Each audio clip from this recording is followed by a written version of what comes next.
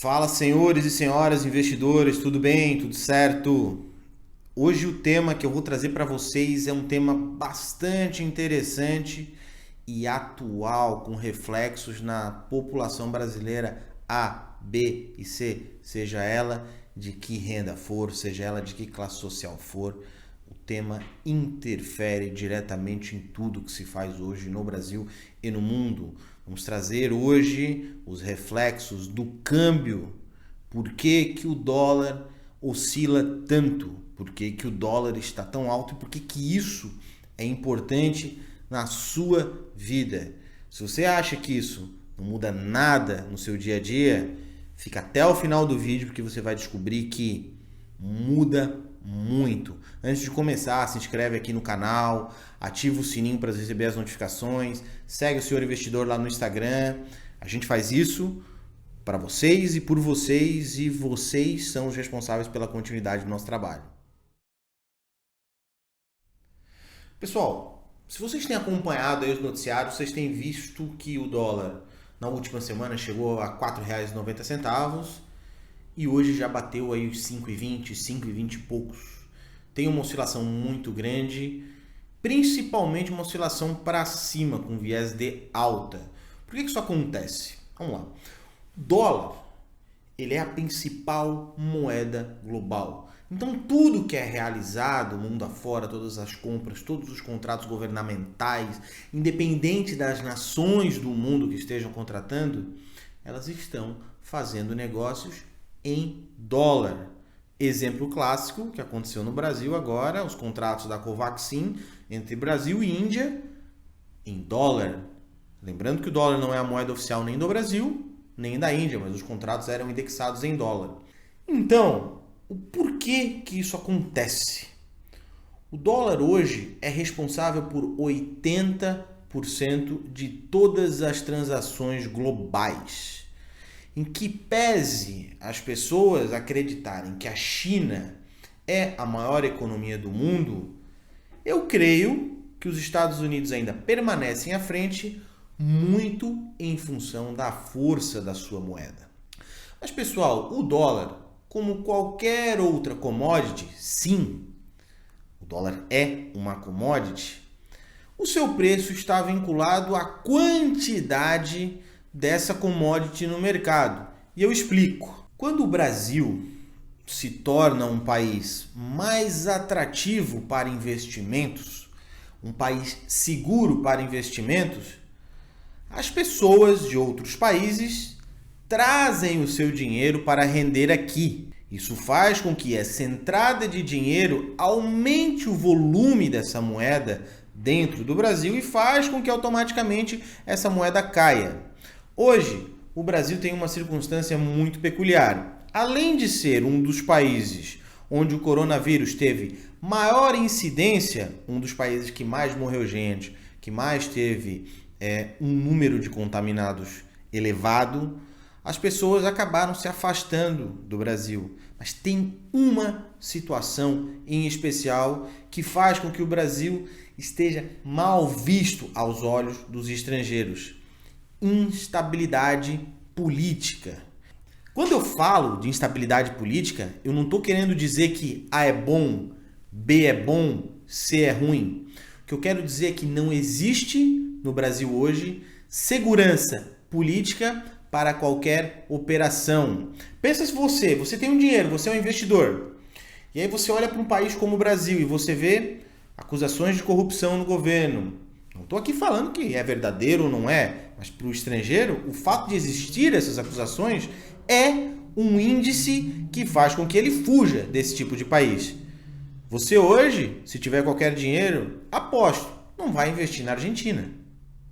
Por quê? A chance de você perder o seu dinheiro lá, por causa da instabilidade política e econômica, é muito maior do que se você investir, por exemplo, no próprio Estados Unidos. Então, pessoal, a instabilidade política no Brasil faz com que o país perca essa condição de ser um país apto a se investir. Por essa razão, além de outros fatores, o Copom se reuniu nas duas últimas ocasiões e aumentou a taxa Selic. Por que o Copom aumentou a taxa Selic? Ele tornou os juros mais caros, fazendo com que o brasileiro consumisse menos e reduzindo assim a inflação. Mas um ponto perceptível é que, com o aumento da taxa Selic, os títulos nacionais, os investimentos na dívida do país, acabaram se tornando mais atrativos. Um exemplo claro, o Brasil hoje paga algo em torno de 4,25 na Selic, taxa básica de juros. Os Estados Unidos é zero. Se você tem 100 mil reais, você vai investir os seus 100 mil reais em um país que paga 4,5% ao ano, ou 4,25% ao ano, ou num país que paga zero? Isso faz com que o americano traga o seu dólar para cá, aplique na dívida brasileira, gire mais dólar no mercado e o dólar acabe caindo pela alta circulação da moeda dentro das nossas fronteiras. Então, pessoal, primeiro ponto, instabilidade política acaba com o nosso câmbio. Segundo ponto, importante também, balança comercial. O que é a balança comercial? É o equilíbrio entre o que é vendido para o exterior e o que é comprado do exterior. Quando o Brasil compra mais produtos do que vende, ele acaba tendo que despender mais dólares do que eventualmente ele recebe. Ou seja, o Brasil gasta as suas reservas para importar, as pessoas jurídicas, as empresas acabam despendendo dólar e o estrangeiro, de maneira geral, acaba investindo o seu dólar aqui no Brasil, mas na balança comercial o investimento ainda é inferior à saída. Essa balança comercial auxilia também, não é o principal motor da oscilação do câmbio, mas auxilia para que o Brasil tenha um câmbio tão elevado e tão instável. Agora, outro ponto também que é importante tanto quanto é a ausência de turistas. O Brasil está fechado para turista. As pessoas não têm gastado seu dinheiro, seus dólares aqui no Brasil. O Brasil não é, aos olhos do mundo, um país atrativo para se fazer turismo. Muito por causa da pandemia do coronavírus, que afetou o mundo todo, mas o Brasil foi afetado de uma maneira especial. E quando eu falo especial, não é só do ponto de vista de saúde.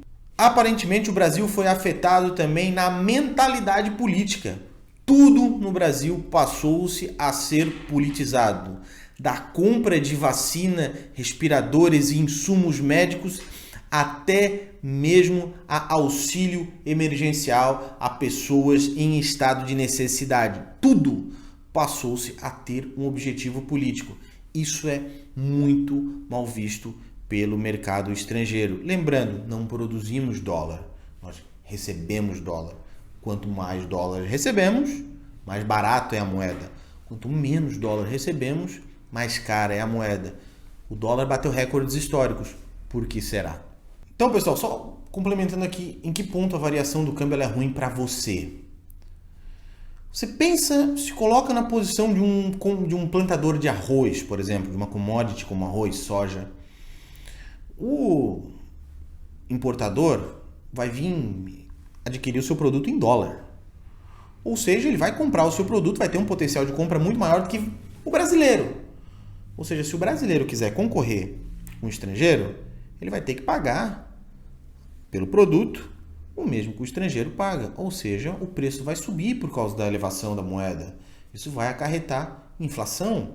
Você vai pagar mais caro no arroz, você vai pagar mais caro no feijão, você vai pagar mais caro no óleo de soja, você vai pagar muito mais caro na carne, você vai pagar infinitamente mais caro no combustível, porque o combustível é indexado em dólar. Uma vez que o combustível é uma commodity, o seu preço é definido pelo mercado exterior. Então, não é a Petrobras que define o preço da gasolina, não é a Petrobras que define o preço do diesel, não é o governo, é um mercado. Isso vai ser explicado para vocês em vídeos posteriores, especificamente sobre o preço dos combustíveis e o que é indexado e o que é composto ali na questão do preço dos combustíveis. Mas, via de regra, a gasolina, o diesel sofrem diretamente os efeitos do dólar. O arroz, o feijão, o óleo de soja, a carne sofrem diretamente os efeitos do dólar. Tudo que você consome sofre os efeitos do dólar. Tudo, absolutamente tudo. Então, relembrando, instabilidade política, insegurança jurídica, balança comercial são os pontos principais da variação cambial no Brasil. Como resolver isso?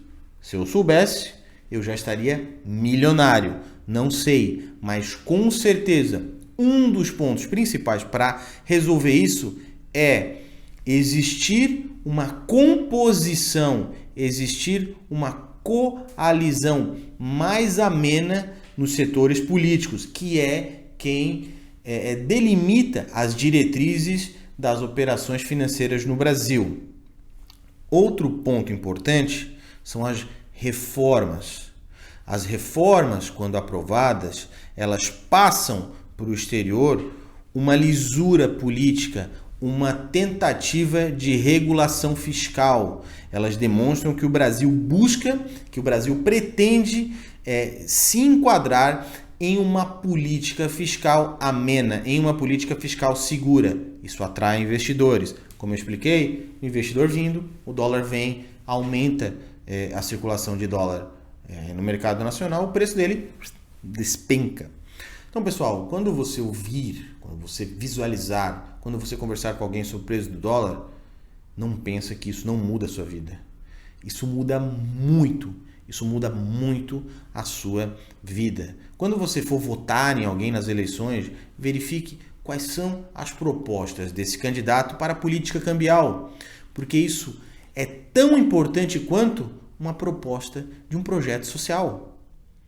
Porque é a política cambial que, eventualmente, vai dar garantias orçamentárias aos projetos sociais.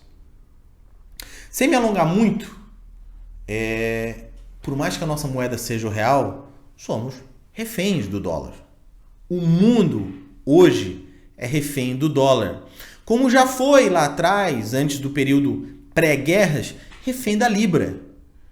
Os Estados Unidos, como um país à época das guerras mundiais ainda em estado emergente, bolou estratégias de recuperação financeira dos países europeus assolados pela guerra que fizeram os Estados Unidos ser hoje o que são, ter a moeda que tem. Então, não devemos esperar resultados a curto prazo. As medidas são doloridas para resultados a longo prazo. Espero ter ajudado. Qualquer dúvida, pode mandar mensagem, a gente está à disposição. Isso aqui é um canal público de informação para levar conhecimento econômico até o nosso seguidor. Quem quiser participar, manda um direct, as portas estão abertas. Beleza, pessoal? Um grande abraço.